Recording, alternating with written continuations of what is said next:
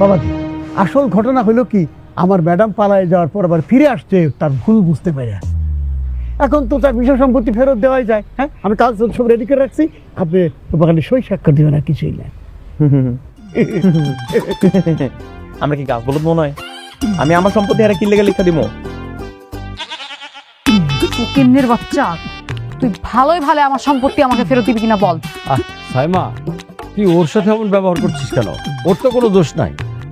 আর ও যদি না দেয় এখন, তাহলে তোর আর কিছু করারও নাই। তুমি একদম চুপ থাকো। তোমার মতো পাগলের জন্য আজকে আমাদের এরকম পরিস্থিতিতে পড়তে হয়েছে। ম্যাম সাহেব আওয়াজ নিছে, এটা আপনার অট্টালিকা না, এটা আমার বাড়ি। এই জায়গাতে আমার ইশারায় সবকিছু চলে। হ্যাঁ, এইটা অবশ্য মাসুদ ঠিক কথাই বলেছে। তার চেয়ে চল মা, আমরা ঢাকায় ফিরে যাই। বাবা, তোমার এই চাকরের বাচ্চাকে বলো এক্ষুনি আমার সম্পত্তি আমাকে ফিরিয়ে দিতে।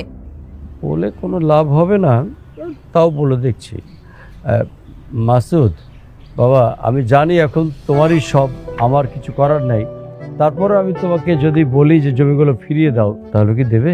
খালো কি কইতাছেন? আপনি বলে তো আমি আমার জীবনটাই দিয়ে দিব। এই জায়গা তো সহায় সম্পত্তি কোনো বিষয়ই না। তাহলে দিয়ে দাও। ঠিক আছে, কিন্তু আমার একটা শর্ত আছে। কি শর্ত? আমি যেমনি করে সম্পত্তি পাইছি, হ্যারো ঠিক একই রকম মেহনত করে সম্পত্তি নিতে হইব। কিভাবে? আমি তো খালুর বাড়িতে একটা বড় লম্বা সময় ধরে কাজকর্ম করছি।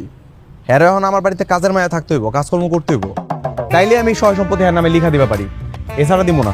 হামটি রাস্কেল, আমি ওর বাড়িতে কাজ করব, কাজ করে তোর মন জয় করব, তারপর তুই আমারই সম্পত্তি আমাকে ব্যাক দিবি।